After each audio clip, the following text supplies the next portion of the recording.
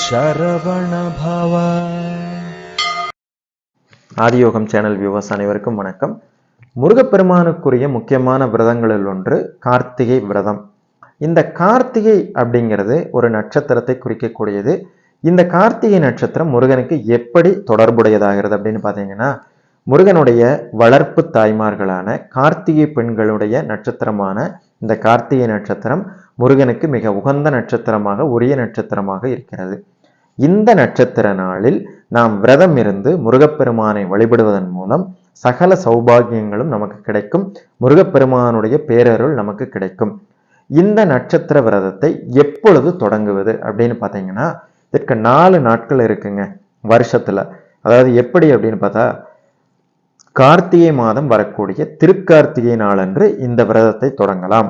அல்லது செவ்வாய்க்கிழமையும் கார்த்திகை நட்சத்திரமும் சேர்ந்து வரக்கூடிய நாளில் இந்த விரதத்தை தொடங்கலாம். அதுவும் இல்லாவிட்டால் ஷஷ்டி திதியும் கார்த்திகை நட்சத்திரமும் சேர்ந்து வரக்கூடிய நாளில் இந்த விரதத்தை தொடங்கலாம்.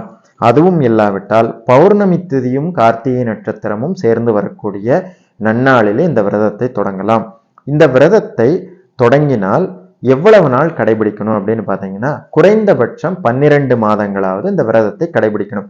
12 மாதங்கள்னா அந்த நட்சத்திர நாளில் மட்டும் கடைபிடிக்கணும். 12 கார்த்திகை நட்சத்திரங்கள் வரும். அந்த 12 நட்சத்திர நாட்களில் இந்த விரதத்தை கடைபிடிக்க வேண்டும். அதற்கு மேல் உங்களால் எவ்வளவு நாள் முடியுமோ அவ்வளவு நாள் கடைபிடிக்கலாம். சிலர் வாழ்நாள் முழுவதும் கூட இந்த விரதத்தை கடைபிடிப்பார்கள். ரொம்ப ரொம்ப நல்லது. முருகப்பெருமானுக்குரிய கார்த்திகை நட்சத்திரத்தன்று விரதம் இருப்பது அந்த கார்த்திகேயனுடைய பேரருளை நமக்கு பெற்றுத்தரும்.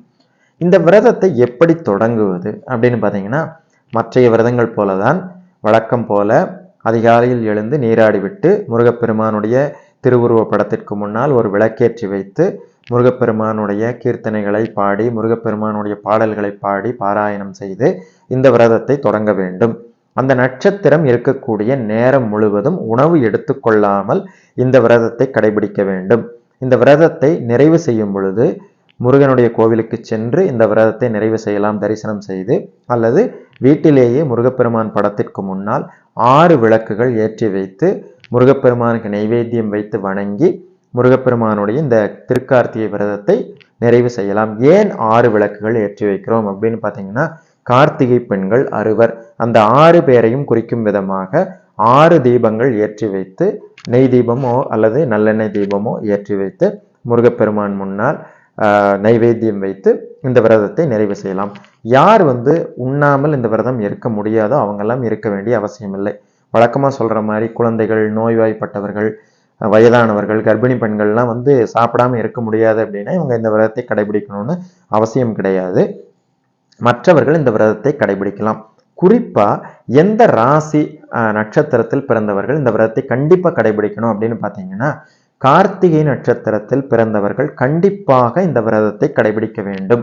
இந்த விரதத்தை மட்டும் கார்த்திகை நட்சத்திரத்தில் பிறந்தவர்கள் கடைபிடித்து முருகப்பெருமானை வணங்கினால் அவர்களுடைய வாழ்க்கை மேன்மேலும் உயர்ந்து கொண்டே போகும். வாழ்க்கை தரம் உயர்ந்து கொண்டே போகும். அனைத்தும் நல்லதே நடக்கும். கெட்டதுங்கிறது எதுவும் நடக்காது. எத்தனை தோஷங்கள் ஜாதகத்திலே இருந்தாலும் அவை எல்லாம் சரியாகி முருகனுடைய பேரருள் கிட்டும். வேற யார் இந்த விரதத்தை கடைபிடிக்கலாம் அப்படின்னு பார்த்தீங்கன்னா, மேஷ ராசி லக்னம், விருச்சிக ராசி லக்னம், இவர்கள் இந்த விரதத்தை கடைபிடிப்பதால் பல நன்மைகள் கிடைக்கும். அது மட்டுமல்லாது கடக ராசியில் பிறந்தவர்கள், சிம்ம ராசியில் பிறந்தவர்கள், மகர ராசியில் பிறந்தவர்கள் இவர்களும் இந்த விரதத்தை கடைபிடிக்கலாம். முருகப்பெருமானுடைய அருள் பரிபூரணமாக கிடைக்கும்.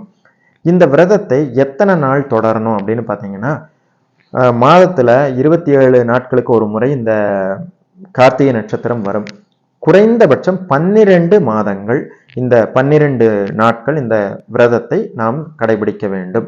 அதற்கு பின்னால் உங்களால் முடிந்தவரை இந்த விரதத்தை கடைபிடிக்கலாம். இந்த விரதத்தை கடைபிடிப்பதன் மூலம் என்னென்னலாம் கோரிக்கைகள் நீங்க வைக்கிறீங்களோ முருகப்பெருமானிடம், அந்த கோரிக்கைகள் எல்லாம் வெகு சுலபமாக முருகப்பெருமான் நிறைவேற்றி வைப்பார். எந்த கோரிக்கையா இருந்தாலும் நியாயமான கோரிக்கையா இருக்கணும். அப்படி வைக்கக்கூடிய கோரிக்கைகள் அனைத்தையும் முருகப்பெருமான் நிறைவேற்றி வைப்பார். முருகனுக்கு மிக விசேஷமான நட்சத்திரம் கார்த்திகை நட்சத்திரம், மிக பிரியமான நட்சத்திரமும் கூட, தாய்மார்களுடைய நட்சத்திரம். அதனால இந்த நட்சத்திர நாளில் முருகப்பெருமானுக்கு விரதம் கடைபிடித்து முருகன் அருளை பெற வேண்டும். இந்த நட்சத்திரத்தை எப்படி கணக்கிடுறது அப்படிங்கிறதுல நிறைய பேருக்கு குழப்பம் இருக்கும். பொதுவா வந்து ஒரு நாள்ல காலையில அந்த நட்சத்திரம் ஆரம்பித்து இரவு வரை இருந்துச்சுன்னா நம்ம வந்து சாப்பிடாம அல்லது ஒரு பொழுது சாப்பிட்டு இந்த விரதத்தை நிறைவு செய்து முருகப்பெருமானை பூஜிக்கலாம். இதே வந்து முன்னத்த நாள் தொடங்குது, அடுத்த நாள் முடியுது. கேலண்டர்ல பார்த்தா போட்டிருப்பாங்க, நட்சத்திரம் தொடக்க நேரம், முடிகின்ற நேரம் போட்டிருப்பாங்க. அப்படி இருந்தா எப்படி கடைபிடிக்கிறது அப்படின்னு பார்த்தா, பொதுவா இப்போ ஒரு உதாரணத்துக்கு செவ்வாய்க்கிழமை அன்று இந்த நட்சத்திரம் பகல் 12 மணிக்கு தொடங்குறதுன்னு வச்சுக்குவோம். அப்ப அடுத்த நாள் பார்த்தீங்கன்னா புதன்கிழமை அன்று காலை ஒரு 11:30 அல்லது 11:20க்கு இந்த நட்சத்திரம் முடிவடையும். அப்ப நம்ம எப்படி இந்த விரதத்தை கடைபிடிக்கணும் அப்படின்னு பார்த்தீங்கன்னா, செவ்வாய்க்கிழமை ஒரு பொழுது உணவு எடுத்துக்கொண்டு, புதன்கிழமையும் ஒரு பொழுது மட்டுமே உணவு எடுத்துக்கொண்டு இந்த விரதத்தை கடைபிடித்து முருகப்பெருமானை வணங்க வேண்டும். அந்த செவ்வாய்க்கிழமையும் இந்த நட்சத்திரமும் சேர்ந்து வரக்கூடிய இந்த செவ்வாய்க்கிழமை நாளிலே முருகப்பெருமானை வழிபடலாம். வழிபட்டு விட்டு அடுத்த நாளும் ஒரு நேரம் விரதம் இருந்து ஒரு நேரம் மட்டும் உணவை எடுத்துக்கொண்டு இந்த 2 நாட்களுமே ஒரு நேரம் மட்டுமே உணவை எடுத்துக்கொண்டு இந்த விரதத்தை கடைபிடிக்க வேண்டும். இப்படிதான் இந்த கார்த்திகை நட்சத்திர விரதத்தை கடைபிடிக்க வேண்டும். இந்த கார்த்திகை நட்சத்திரம் முருகப்பெருமானுக்கு உரிய உகந்த நட்சத்திரம்.